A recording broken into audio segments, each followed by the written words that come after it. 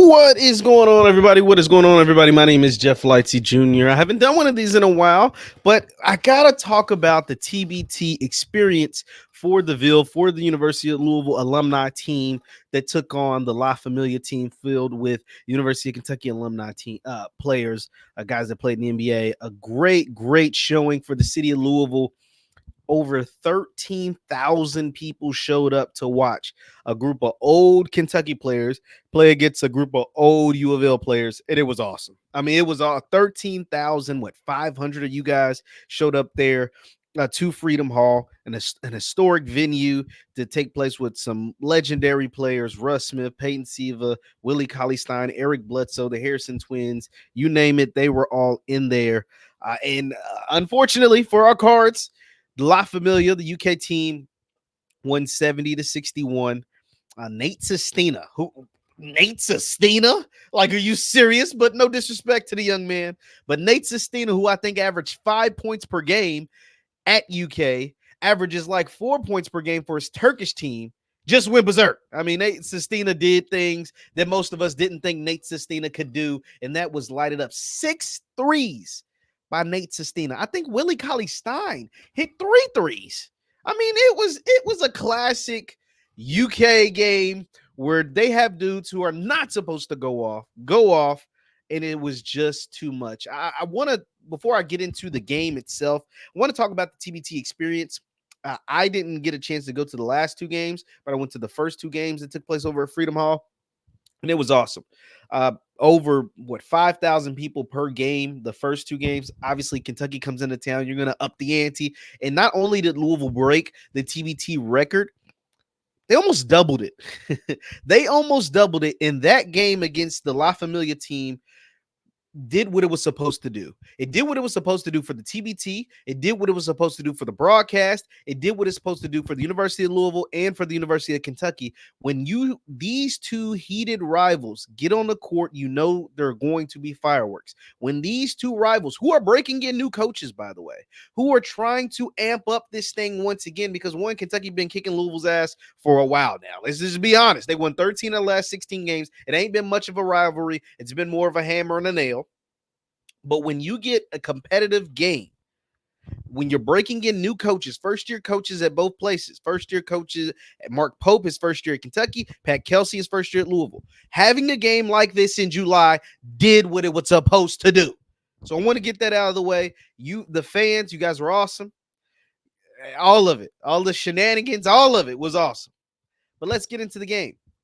Quite frankly, I was afraid of this game. If I would have recorded something before, I probably would have had UK winning, simply because their guys are bigger, stronger, faster, and they shoot better, and they're a little bit younger. They have guys, Kellen Grady, Nate Sestina. These guys played in Kentucky in the last 5 years? These guys played in Kentucky in the last 5 years. Louisville's trotting out Peyton Siva and Russ Smith, who are in their, early to mid-30s. These guys won a championship as seniors. Russ was a 4th-year junior. Peyton was a senior in 2013. That was 11 years ago. Now, Aaron Harrison, the Harrison twins and Cauley-Stein were at Kentucky during the 14-15 season, but those guys were freshmen. like those guys were freshmen. They were 18-19 versus, when that Sweet 16 with Russ and Chris Jones and Montrezl Harrell, but Russ particularly was a 22-year-old. So, and the Harrison twins are 28, 29. Russ Smith's 33. That makes a difference. 4 years for guys who play basketball, that makes a whole lot of difference. And when you're relying on older players, because Chris Dow played his last college basketball game in 2013. Russ, Peyton, these guys, they're not old, but playing in a tournament against guys who are naturally just more talented. Let's be honest. The Harrison twins played in the NBA. Willie Cauley-Stein played in the NBA. Eric Bledsoe played 11 years in the NBA. So they are more talented. It's not a diss. It's not a knock. It's not a diss. And then you add dudes like Kareem Cantor, who's younger. You had a guy like Nate Sestina, who's younger. Kellen Grady, who's younger. And these guys are big. Russ Payton, Chris Dow. This is 6'2, 6'3, 6'1, 6 foot. Chris Jones. Nate Cena sticks 6'6. The Harrison twins are 6'6. These are bigger dudes. Willie Cauley-Stein 7'1. So you were up against it anyway. You needed, in order for Louisville to win, they had to have big games out of three people. The three best players had to be, if they had any chance of winning, Montrezl Harrell, Chris Jones, David Johnson. And we're going to take a look at the box score. That just simply didn't happen. David had his worst game of the tournament. David's been the leading scorer the entire time. It just so happened he had his worst game of the tournament. Chris Jones didn't have a great game. Let's look at now. Russ, one, all of Louisville shot awful. Russ had 22 points. 11 of those came from the free throw line. Montrezl Harrell, 3 for 10. David Johnson, 3 for 13. And Chris Jones, 2 for 6. You're not going to beat UK's team when the three players that you need to play the best shoot 3 for 10, 3 for 13, and 2 for 6. You're not going to have a chance. And then, so that was glaring. But the most glaring thing in this entire game was this number right here. 4 for 21 from 3. 4 from 21 from 3.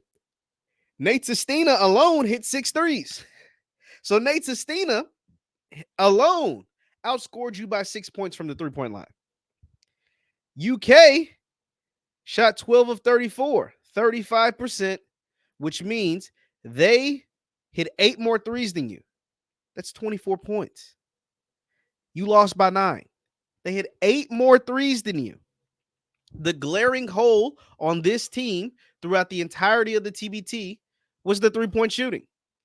The glaring standout for the La Familia team was the fact that they could shoot, and at times shoot the lights out. Whether it was Nate Sestina, the Harrison twins, Kellen Grady, or even James Young has come in and hit some big threes throughout their run to the Final Four in the TBT. Roster construction is going to have to be something talked about for next season.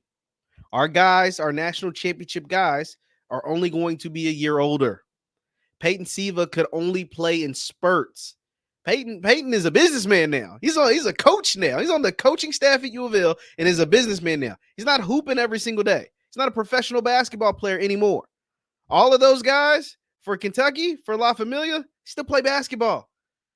Bledsoe still plays basketball. Willie Cauley-Stein, the Harrison twins, Cancer, Sestina, even if it's overseas, they still play professional basketball. And as you see, they cut down on the roster because they still play basketball. These guys are still in tremendous shape, and they only essentially played 7 guys. Cauley-Stein, Harrison twins, Hunter, Bledsoe. You brought Aaron Harrison off the bench and Kellen Grady off the bench. James Young got 1 minute. Daniel Orton was a mascot. Because they're still professional basketball players, I don't give a damn if it's overseas. They had a lot better win than us, and it showed in the Elam ending when we couldn't hit a shot. We couldn't hit a shot.